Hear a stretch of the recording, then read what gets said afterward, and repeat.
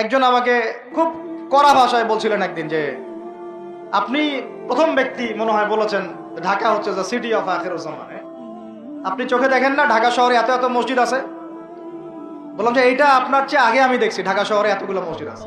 আমার কাছে হিসেব করা আছে কয়টা মসজিদ ঢাকায় আছে। তাহলে আপনি বললেন যে এটা সিটি অফ আখিরুজ্জামান।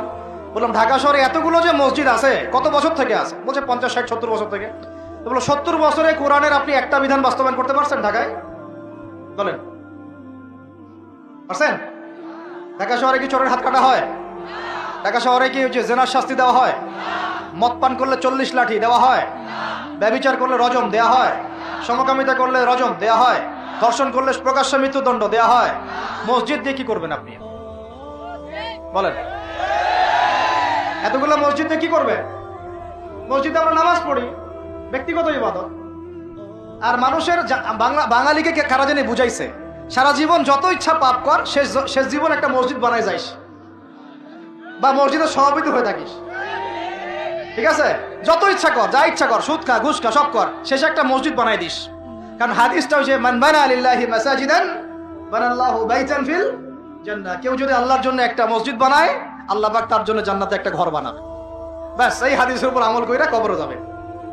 সারা জীবন যে আমি মাশাআল্লাহ নাউজুবিল্লাহ আল্লাহর কোনো বিধানই মানলাম না, না নামাজ, না যাকাত, না সাদাকা, না এই যে কোরআন এর হক আদায় করা, না আমর বিল মারুফ, না নাহি আনিল মুনকার, না ইকামাতের দিন, ইত্যাদি ইত্যাদি। অনেক অনেক গভীর ভাই, আলোচনাও গভীর, পরিবেশও অনেক গভীর, অন্ধকারও অনেক গভীর। এই অন্ধকার থেকে বের হইতে হইলে ভাই রমাজান আমাদের সামনে একটা মৌসুম।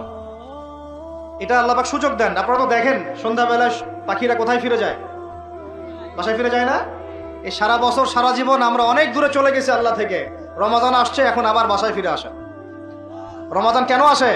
যাতে এই বিচ্ছিন্ন উম্মাহ এক জায়গায় হয়, পাপী মুসলিমরা আল্লাহর দিকে ফিরে আসে। সারা বছর যারা এইদিক ওদিক চলে গেছেন রমাজানে আসেন, ঘরে ফিরে আসেন। আল্লাহ পাক তৌফিক দান করে না। অনেক ভিতরে ঢুকে গেছি ভাই। প্রথম কথা বলছিলাম লাআল্লাকুম তাত্তাকুনের হক আদায় করতে হবে, রাজি আছি তো ইনশাআল্লাহ? 2 নাম্বার এই যে বলছিলাম কুতিবা আলাইকুম নিয়ে কথা। কুতিবা আলাইকুম শুধু সিয়াম না, কুতিবা আলাইকুম কিসাসও আছে এখানে। কোন কিতাব এখানে আছে না? নাকি বাড়ায় বললাম? আর এই কোরআন তো ভাই সবারই বাসায় আছে, কেন মানতে চান না? এত কেন ভনিতা কোরআনের সাথে? বাঁচবই বা কতদিন আমরা? সর্বোচ্চ 100 বছর। ভাই সবাইকেই তো একা একা আল্লাহর সামনে দাঁড়াইতে হবে, তাহলে এত ভনিতা কিসের? এত নেফাকি কেন? এত অস্বীকৃতি কেন? ইসলাম নিয়ে এত অ্যালার্জি কেন? আল্লাহ রাসূল এবং ইসলামের নাম শুনলে গা জ্বলে কেন?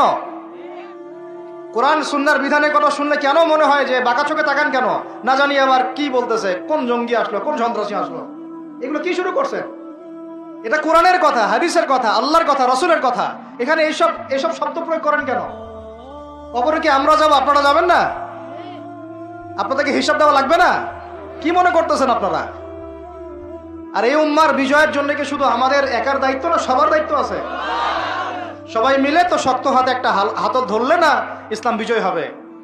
আল্লাহ পাক যে ক্ষমতা যাদেরকে দিয়েছেন, কেন আপনারা বুঝতে চেষ্টা করেন না যে আল্লাহ রাব্বুল আলামিনের কাছেই সর্বভৌম ক্ষমতা, তার বিধান বাস্তবায়ন করেন, আল্লাহ পাক আপনাদেরকে আরো শক্তিশালী করবেন ইনশাআল্লাহ। যদি না করেন তাহলে শোনেন, একটা সময় পর্যন্ত আল্লাহ পাক ছাড় দেন। এটা ইতিহাস। নমরুদ একটা লম্বা সময় ছাড় পাইছে, ফিরআউন আরো লম্বা একটা সময় ছাড় পাইছে, আজ জাতি সামুদ, আসহাবুল আইকা, মাদিয়ান, লুত, কত যে কম চলে গেছে হিসাব নাই। ইতিহাসটা খালি পড়বেন কোরআনের, কত যে কম পৃথিবী থেকে চলে গেছে এরই হিসাব নাই। আল্লাহ পাক জানাইছেন অল্প কিছু, বাকি কিছু জানানো নাই আল্লাহ পাক আমাদেরকে। আল্লাহ পাক জানানি নাই অনেক কিছু আমাদেরকে, যেগুলো আমাদের দরকার সেগুলো জানাইছেন কিছু কিছু। কেউ কি টিকতে পারছিল? কেউ কি আল্লাহর বিধানের বাইরে গিয়ে চলতে পারছে? দুনিয়া টিকতে পারছে? কেউ কি চিরস্থায়ী ছিল? কোন নবীও তো চিরস্থায়ী ছিল না। তাহলে কিসের পিছনে ছুটতেছেন? আল্লাহ পাক আমাদের সবাইকে কথাগুলো বোঝার তৌফিক দান করেন। ব্যক্তি জীবন থেকে শুরু করে এক সর্বোচ্চ লেভেল পর্যন্ত কোরআন, হাদিস, ইসলামকে বাস্তবায়ন করার তৌফিক দান করেন। আল্লাহ পাক যাদের মধ্যে সততা আছে, এই মানুষগুলোকে আল্লাহ পাক আমাদের ঊর্ধ্বতন কর্তৃপক্ষ বানায় দেন, আমিন। বা যারা আছেন তাদেরকে আল্লাহ পাক হেদায়েত দান করেন।